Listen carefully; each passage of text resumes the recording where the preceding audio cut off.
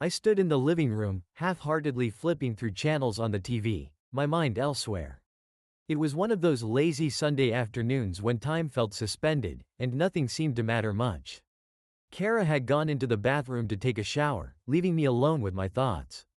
I could hear the distant sound of water cascading down, a soothing melody that contrasted sharply with the growing unease I felt deep within me. As I settled back into the couch, I noticed Kara's phone charging on the coffee table.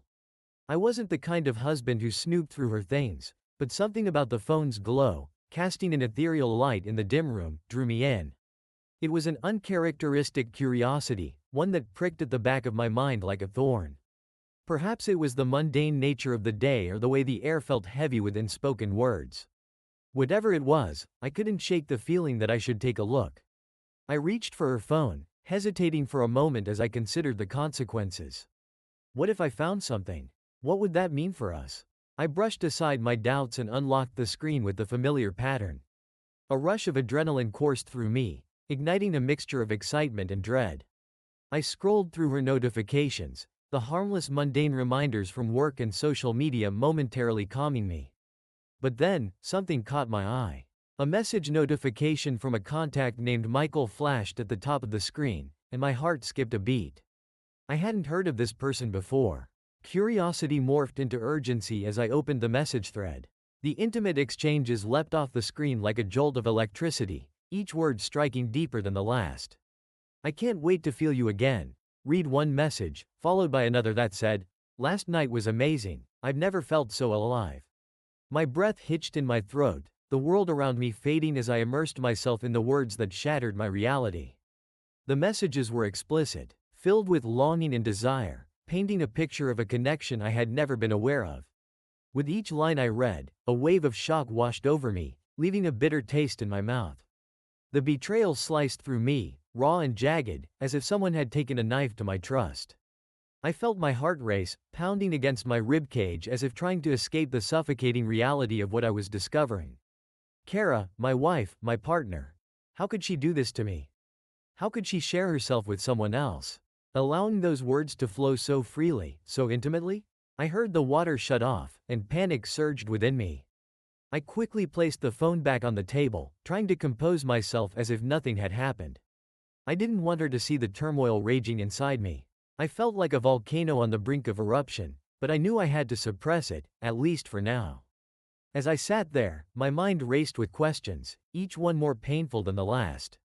How long had this been going on? Was it a fleeting moment of weakness or a full-blown affair? The betrayal gnawed at me, feeding on my insecurities and fears. I glanced at the phone again, wishing I could unsee the messages that had just crushed my world. But the words were seared into my memory, a haunting reminder of the reality I now faced. Kara emerged from the bathroom, her hair damp and tousled, her face glowing with a carefree innocence that felt so incongruous with what I had just uncovered. She smiled at me, oblivious to the storm brewing in my heart. How could she smile when everything was unraveling? I forced a smile in return, my throat tightening as I struggled to maintain my composure. "Hey, you," she said, walking over and planting a kiss on my cheek. I felt a shiver run down my spine, the warmth of her lips contrasting sharply with the cold reality I was grappling with. I wanted to pull away, to confront her with what I had found, but the words were stuck in my throat like a bitter pill I couldn't swallow. "Did you have a good shower?" I asked, trying to sound casual, but my voice wavered slightly. "Yeah, it was nice. Just what I needed," she replied, blissfully unaware of the emotional turmoil swirling beneath the surface. I nodded, forcing myself to focus on her words, even as my mind continued to replay the intimate messages, each one a dagger in my heart. The anger and betrayal simmered just below the surface, begging for release, but I knew I had to hold back. For now, I would pretend that everything was fine. I would act as if I hadn't just stumbled upon the most devastating revelation of my life. As we settled into a comfortable silence, I felt the weight of the phone's presence on the table, a constant reminder of the lies that now stood between us. The trust that had once been the bedrock of our relationship was now a fragile facade, cracking under the pressure of secrets. I couldn't let her see the cracks yet. I needed to gather my thoughts, to strategize. But as I sat there, side by side with the woman I thought I knew, I could already feel the winds of change stirring, and the desire for revenge began to take root in my heart. I wouldn't let her betrayal go unanswered. This was just the beginning, and I was determined to reclaim my life, one way or another. The days following my discovery felt like a surreal blur. I maintained my facade, laughing at Kara's jokes and engaging in our usual banter, all while a storm brewing within me. The betrayal was fresh and raw, festering like an open wound, and I knew that I could not let it fester in silence. The desire for revenge coursed through my veins, replacing the love I once felt for her with a cold, calculating determination. Late at night, when Kara was fast asleep, I would sit at the kitchen table, my laptop open in front of me, scouring the internet for any trace of Michael, the man who had so casually invaded my life. I felt like a detective in an old noir film, piecing together clues from the shadows. Social media became my ally, the World Wide Web my hunting ground. I needed to know everything about this man, his life, his habits, and most importantly, his weaknesses. I started with Facebook, where I found a picture of him posing with a group of friends, a smile plastered on his face, looking carefree and oblivious to the chaos he was causing in my life. I clicked on his profile and began sifting through his posts, photos, and interactions.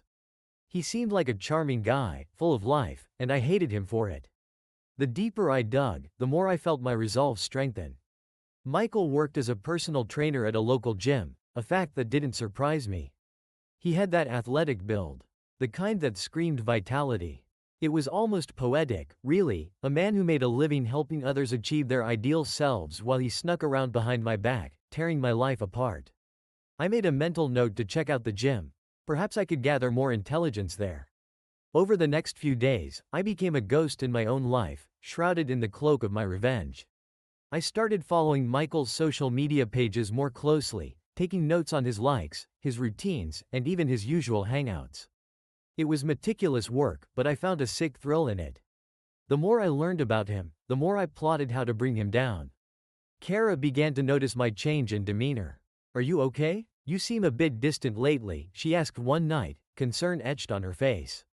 I forced a smile, telling her I was just busy with work, but inside, I was boiling with rage and plotting my next move. One evening, I decided to visit the gym where Michael worked. I told Kara I was going out for a jog, and she didn't question it. As I entered the gym, I felt a rush of adrenaline. This was where I would begin to turn my plan into reality. I walked around, observing the environment, absorbing every detail, the clanging of weights, the sound of breathless exertion, the laughter of friends sharing a moment of triumph. I felt like a predator stalking its prey. I spotted Michael training a client, his muscles glistening with sweat as he barked encouragement. Watching him interact with others fueled my anger further. The ease with which he smiled and connected with people made my blood boil. He didn't belong in my life, and I would make sure he understood that soon enough. I approached the front desk, pretending to be interested in a membership. As I spoke to the receptionist, I made sure to keep my voice steady, hiding the storm brewing within me. I asked questions about the trainers and gathered small bits of information, noting down details about their schedules. I even asked if they had any upcoming events or anything that might draw a crowd. I was laying the groundwork for my revenge, and it felt intoxicating. With a plan starting to form, I realized I needed a more concrete strategy to ensure that Michael's life would be turned upside down. That's when I thought of the legal angle. If I could create a believable narrative that would compel him to run, I could eliminate him from Kara's life for good. I reached out to an old college friend, David, who had become a lawyer. He was someone I trusted, and I figured he would understand the desperate nature of my situation, even if he didn't know all the details. We met at a local bar, where I laid out my plan, choosing my words carefully. "I need your help to create some legal documents. Something that could scare a guy into disappearing." David raised an eyebrow, clearly intrigued. "What do you have in mind?" I hesitated, the gravity of my intentions hanging heavy in the air. "I want to craft some fake legal accusations. Something serious enough to make him think twice about showing his face around here. Maybe something like sexual harassment?" He looked at me, a mix of surprise and concern etched on his face. "Are you sure this is the right way to go about it? This could have serious consequences." I leaned in, my voice low. "I'm not asking you to hurt anyone. Just to create something that would make him feel threatened. He's already caused enough pain in my life." David sighed but nodded slowly. "Okay, I can help. But we need to make sure it looks convincing. If it comes back to us, it could blow up in our faces. Over the next few days, we worked together to create the documents. David helped me draft a formal letter, complete with a fake case number and legal jargon that made it seem legitimate. It was meticulously crafted as if a real law firm had prepared it. The letter outlined allegations of sexual harassment, making it seem as though Michael was under scrutiny for inappropriate behavior at the gym. I felt a twisted sense of satisfaction as I held the finished product in my hands. It felt powerful, like I had taken control of the narrative that had previously left me reeling. The letter was my weapon, and I was ready to wield it against him. I needed to ensure that Michael would see this letter without any doubt. I decided to send it anonymously, making it seem like it had come from someone within the gym community who had witnessed his behavior. I imagined him receiving the letter, his heart racing as he read the accusations, panic setting in as he realized the gravity of the situation. With the plan set in motion, I felt a mix of anticipation and dread. I was walking a dangerous line, but I couldn't turn back now. I had tasted the bitterness of betrayal, and I was ready to serve Michael a dose of his own medicine. This was just the beginning, and I was determined to see it through to the end. The morning light filtered through the curtains, casting a soft glow in our bedroom, but it did nothing to brighten my mood. I was restless, pacing back and forth, the weight of my plan pressing heavily on my shoulders. The documents were finalized, and printed on crisp white paper that felt ominously official. I had taken great care to ensure they looked as authentic as possible, and now the time had come to set my plan into motion. I had arranged everything meticulously. I chose an anonymous email account, one that couldn't be traced back to me, filled with carefully crafted details designed to make Michael squirm. This was the moment I had been building up to, a point of no return. My heart raced with anticipation and anxiety as I sat down at my computer. The screen casting an eerie light on my face. With a few clicks, I attached the fake legal documents, taking a deep breath as I composed the message that would deliver the final blow. I wanted to make it clear that this was serious, that there would be consequences if he didn't heed my warning. I wrote with a tone that was both authoritative and threatening, ensuring my words carried the weight I intended. "Dear Michael," I typed, my fingers flying over the keyboard, "this email serves as notification that a formal complaint has been filed against you for allegations of sexual harassment. Attached you will find the pertinent documents detailing the charges and the ongoing investigation." I paused for a moment, letting the implications of my words settle in. This wasn't just a simple warning, it was a declaration of war. I continued, my pulse quickening as I typed, "You are advised to take this matter seriously. Should you choose to disregard this notice, you will face severe legal consequences, including potential criminal charges.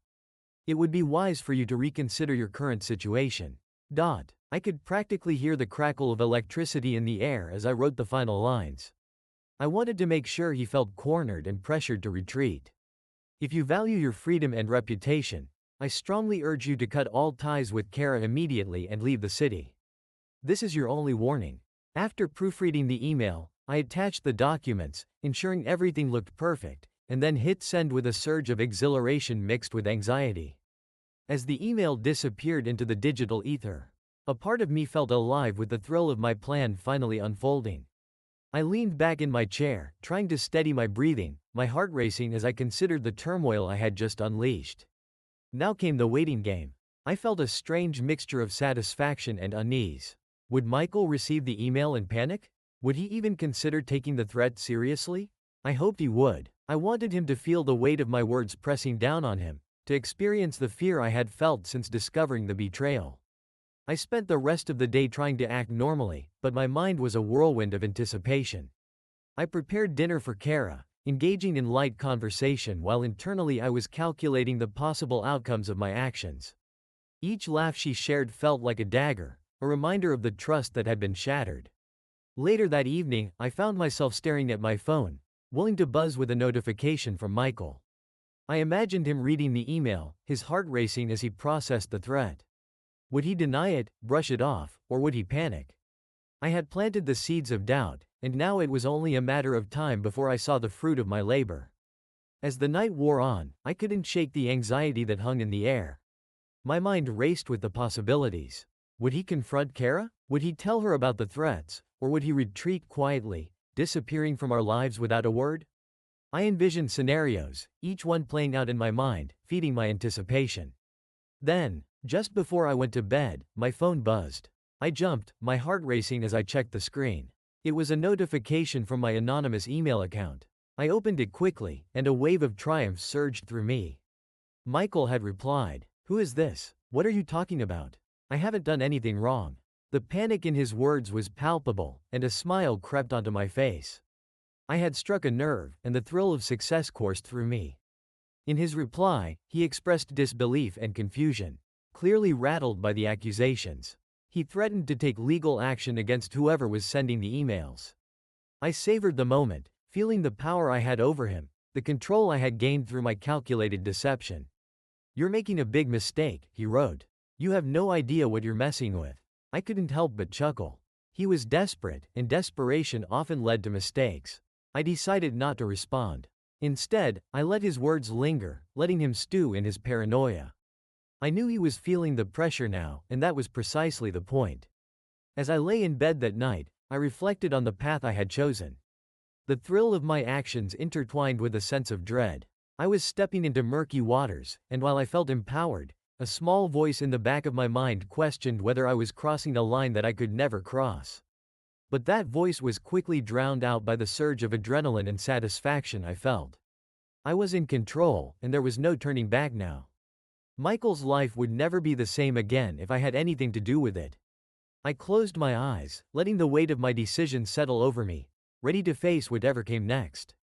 The first step of intimidation had been taken, and I was just getting started.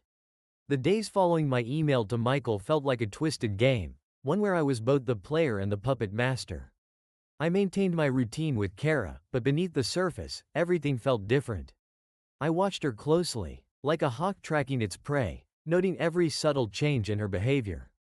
The thrill of my plan coursed through me, feeding my desire for revenge.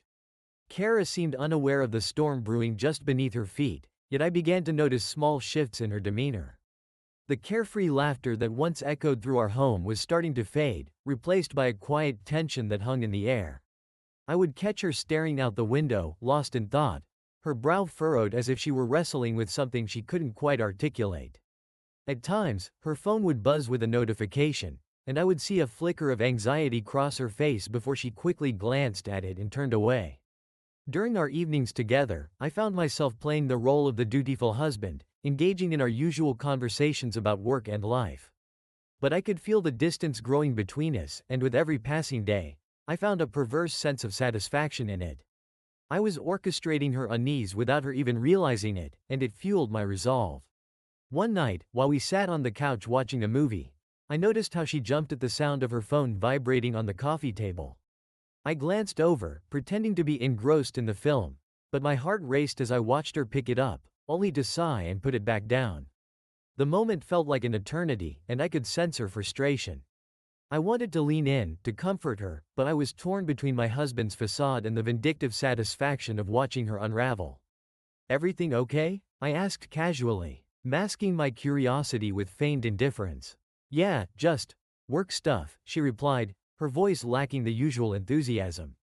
But I could see through the veneer of her words that there was an underlying tension that she was trying to suppress. I wanted to push further, to pry into what was going on in her mind, but I held back. Instead, I made a mental note to keep my eyes and ears open. I relished the idea that Michael's panic was spilling over into her life, and I silently celebrated every moment of her discomfort. The following days were marked by a growing silence. Kara became more withdrawn, her smile less frequent, and her laughter rare. She would often stare at her phone, biting her lip, as if waiting for something that never came. It was intoxicating, watching her navigate through this web of anxiety while I held the strings. As I reveled in Kara's growing anxiety, I had no idea how Michael was handling the situation. It wasn't until a few days later that I received my first glimpse into his panic. I was sitting in the kitchen, sipping my morning coffee when I heard Kara's phone buzz on the counter. It wasn't unusual for her to be engrossed in her messages, but this time, her expression shifted, something akin to worry flickering across her face. "Who is it?" I asked, casually leaning back in my chair, though my heart raced at the thought of it being Michael. She picked up the phone and glanced at the screen, her expression hardening. It's just Michael, she said, but her voice lacked the lightness that had once accompanied his name. My curiosity piqued, and I could hardly contain my excitement. I watched as she opened the message, her eyes scanning the text. A moment later, she dropped her phone onto the counter as if it had burned her fingers, her breath hitching slightly.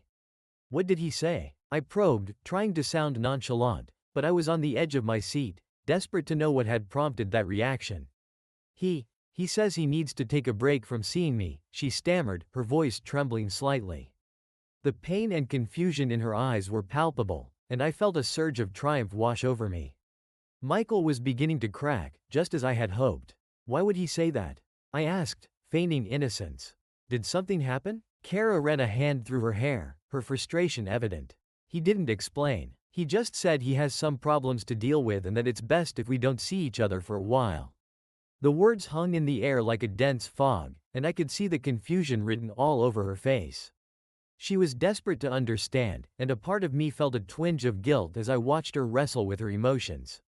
But that guilt was swiftly overshadowed by the satisfaction of knowing my plan was working. Maybe he just needs some space, I suggested, injecting a tone of concern into my voice. Sometimes people have their stuff to sort out. It doesn't mean he doesn't care about you. Yeah, but it feels different, she replied, her voice barely above a whisper. I can't help but feel like something's wrong. I watched her closely, drinking in her anguish. Michael was rattled, and I knew it wouldn't be long before that panic seeped into his interactions with Kara. The seeds of doubt I had planted were beginning to bloom, and I relished every moment of her confusion. Over the next few days, Michael's avoidance became more pronounced. He stopped responding to Kara's texts and calls, leaving her with a mounting sense of desperation.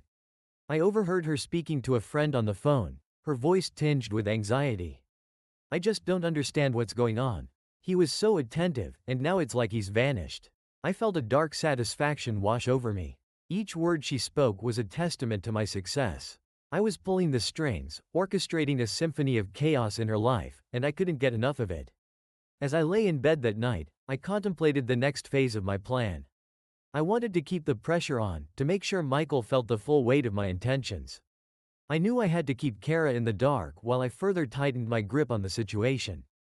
The feeling of control was intoxicating. I was the architect of Michael's downfall, and the realization that I could manipulate the lives of those who had wronged me filled me with a sense of power. My heart raced with excitement as I envisioned the final act of this cruel drama unfolding before me. I resolved to maintain this charade, to keep Kara guessing and Michael scrambling. This was a game of chess, and I was determined to win at any cost. The first steps of intimidation had been taken, and there was no going back now. The sun hung low in the sky, casting long shadows across the bustling streets of downtown. It was a beautiful day, but I felt a different kind of energy surging through me, one filled with anticipation and a hint of malice. Today was the day I would confront Michael face to face. I had orchestrated a chance meeting, and I was determined to capitalize on it. I chose a small cafe where Kara and I often spent lazy afternoons. I knew Michael frequented this area after his gym sessions, and I felt a thrill at the thought of seeing him in person, the panic etched on his face. I arrived early, my heart racing as I sat at a table near the entrance, nursing a coffee while scanning the street.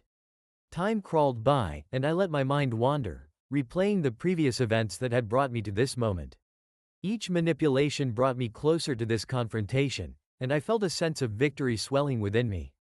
I was on the brink of turning the tables, of confronting the man who had caused my world to shatter. And then I saw him. Michael approached the cafe, his posture rigid and his gaze fixed on the ground. There was an unmistakable tension in his demeanor, a nervous energy that was palpable even from a distance. He seemed to hesitate before entering, his eyes darting around as if searching for an escape route. I suppressed a smirk, knowing he was feeling the weight of my words from that anonymous email. I took a deep breath, steeling myself as he pushed through the door. The bell above the entrance jingled lightly, and I caught his eye for a split second. His expression shifted, recognition dawning as he quickly averted his gaze, trying to pass by unnoticed. But I wouldn't let him slip away that easily. "Michael," I called out, my voice smooth and casual, laced with an underlying intensity. He froze mid-step, clearly startled, then slowly turned to face me. Nick, he stammered, forcing a smile that didn't reach his eyes. What a coincidence. Yeah, what are the odds? I replied, keeping my tone light while I gauged his reaction. Fancy seeing you here. He shifted uncomfortably, his gaze flickering to the floor, then back to me. I could see the apprehension etched across his face, the fear bubbling just beneath the surface. I was just grabbing a coffee. You know how it is, he said, his voice a touch too high, a clear sign of his discomfort. Of course, I said, leaning back in my chair and crossing my arms. Must be nice to have some downtime. Michael fidgeted, clearly trying to maintain his composure. Yeah, it's been a long week. Lots of work to catch up on. I could see through his facade, he was trying to act nonchalant, but I could sense the tremors of fear vibrating through him. I pressed on, feigning ignorance about the situation between him and Kara. So, how's everything going with your clients? I asked, letting the word hang in the air, the implication unmistakable.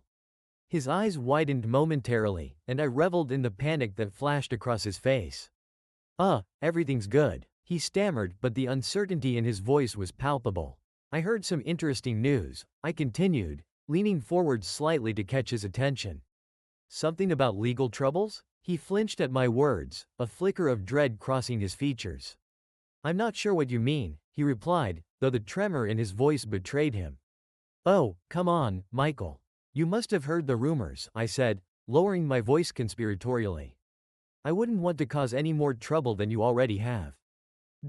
His expression shifted from disbelief to outright fear. He was clearly on edge, trying to gauge my intentions. I watched him squirm, the realization dawning that he was trapped in a web of his own making.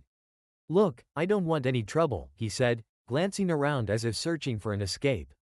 Neither do I replied, my tone deceptively calm. But you should know that people are talking. A lot of people. And it wouldn't take much for things to escalate. Michael took a step back, his facade crumbling. What do you want from me? He asked, desperation creeping into his voice. Just a little advice, I said, my voice dripping with false sincerity. You might want to consider putting some distance between yourself and Kara. It's for your good. He swallowed hard, his eyes darting around the cafe as if weighing his options. I'm not seeing her anymore. I just need some time to figure things out, he stuttered, but his words lacked conviction. Time? I echoed, leaning back again. A smirk playing at the corners of my lips. Time is a luxury you can't afford, my friend. I suggest you take immediate action before this gets out of hand. You wouldn't want anyone else getting involved, would you? The fear etched into his features told me everything I needed to know. I had him exactly where I wanted him. I'll think about it, he muttered, backing away slowly as if trying to distance himself from the conversation and me. Think fast, Michael, I called after him as he turned to leave. Desperation clawing at his voice. You might not get another chance. As he hurried out of the cafe, I felt a rush of triumph course through me. I had seen the fear in his eyes, the realization that his comfortable life was crumbling around him. I savored the moment, knowing that I had not only confronted the man who had betrayed me but had also instilled in him a deep sense of dread.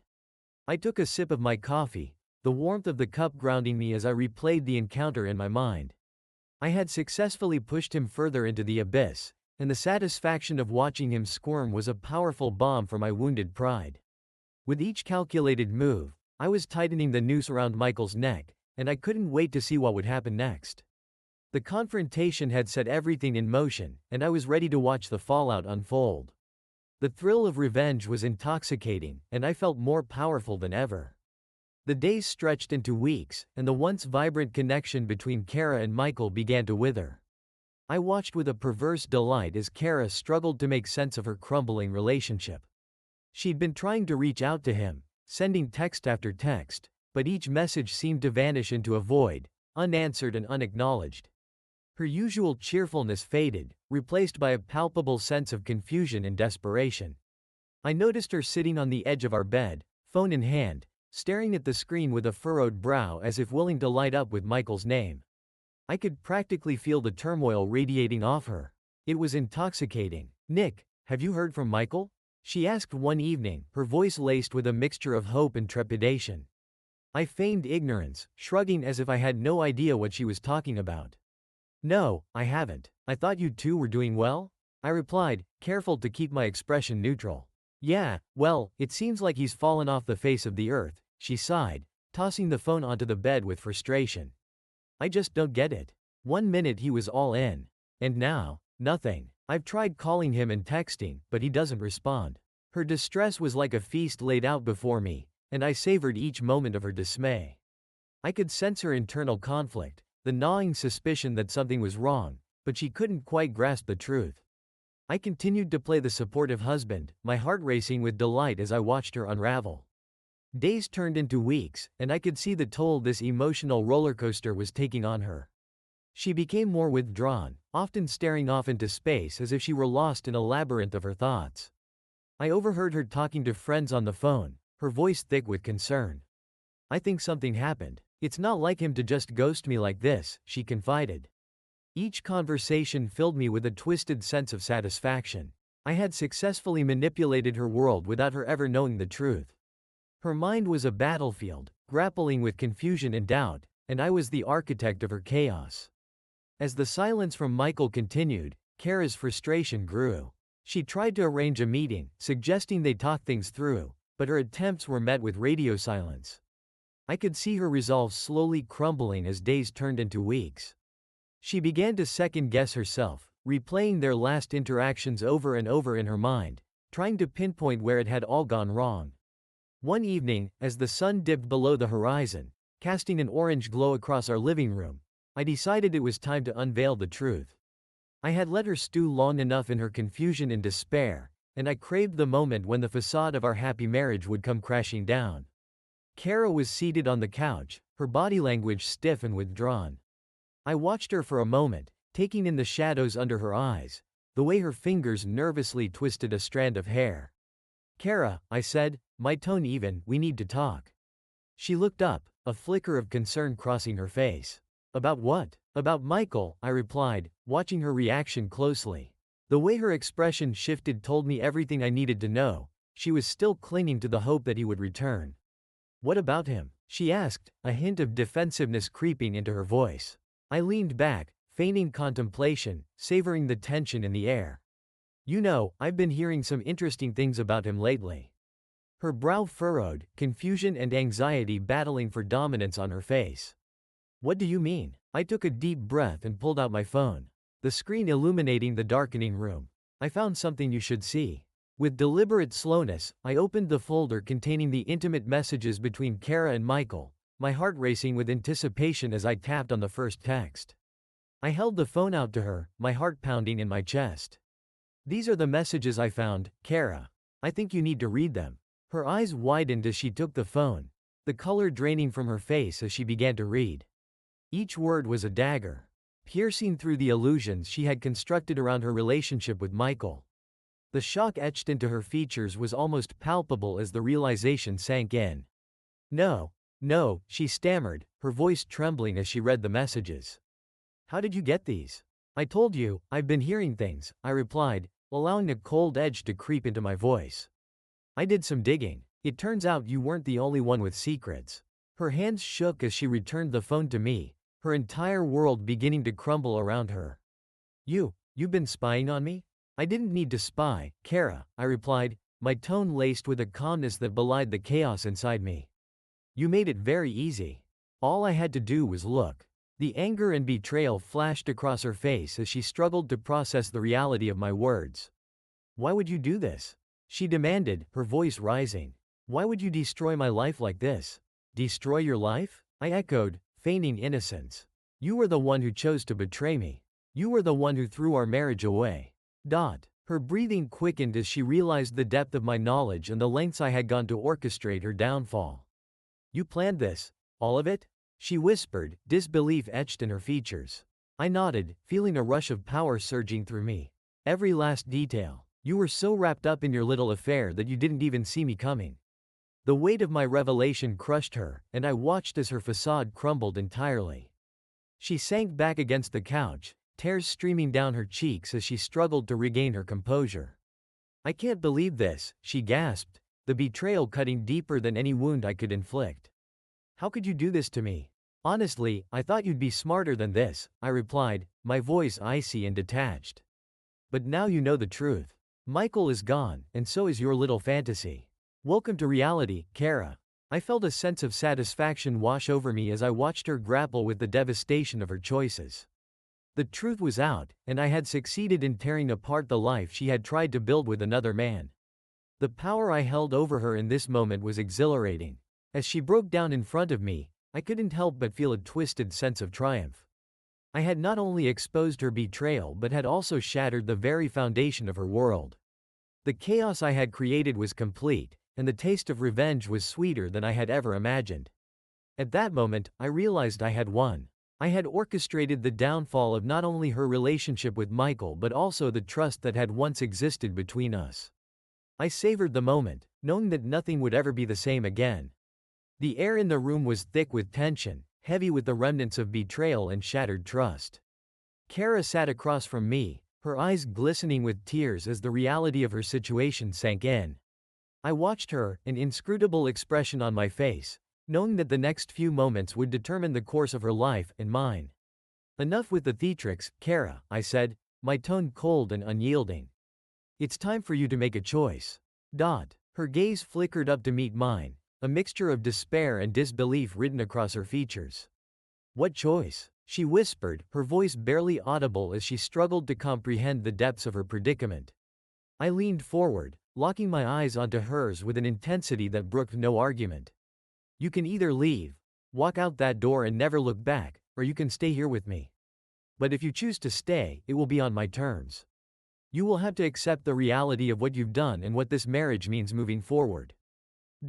A tremor ran through her, and I could see the weight of her decisions crashing down on her.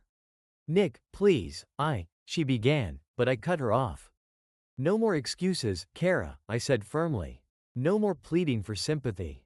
You made your choices, and now you have to live with the consequences. The silence that followed was suffocating. I could see her mind racing, battling against the duality of her situation. On one hand, she had the faint glimmer of hope that Michael would somehow come back. But deep down, she knew he was gone. The intimacy they had shared was irrevocably severed, leaving only echoes of what had been. I can't believe you'd put me in this position, she finally said, her voice quivering with a mixture of anger and sadness. You're acting like a monster. I'm acting like a man who's been betrayed, I replied, keeping my voice steady. You think this is easy for me? Watching you fall apart over a man who was nothing but a fling? I'm the one who's been left to pick up the pieces. She hung her head, the fight draining from her. What do you want from me? I want loyalty, respect, and honesty. If you choose to stay, you need to commit fully to this relationship. There will be no more secrets, no more lies, and no more Michael. I watched as her expression shifted from defiance to resignation. I don't know if I can do that, she said, her voice trembling. You don't understand how hard this is for me.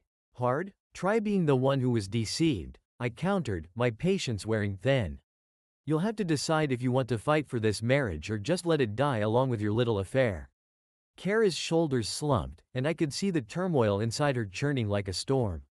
She looked up at me, her eyes filled with an aching vulnerability that I hadn't seen in a long time. What if I can't forget? What if I still have feelings for him? I leaned back, taking a moment to let her words sink in. Then you have your answer, I replied slowly. If you can't let go of him, then you're not ready to be here with me. But if you choose to walk away now, know that it's for good. There's no coming back from this. The finality of my words hung in the air, and I watched her struggle with the weight of that choice. I felt a strange mix of satisfaction and sorrow. I had succeeded in dismantling her relationship with Michael, but it seemed my actions had brought us to this painful crossroads. I'm so lost, Nick, she finally admitted, tears streaming down her face. I don't know what to do. Then you need to decide what you value more, the fleeting thrill of an affair or the stability of a life we built together. I said, my voice unwavering. I won't let you drag me down with your indecision. Make your choice and make it count. Kara's breath hitched, her eyes searching mine for answers. But I had none to give.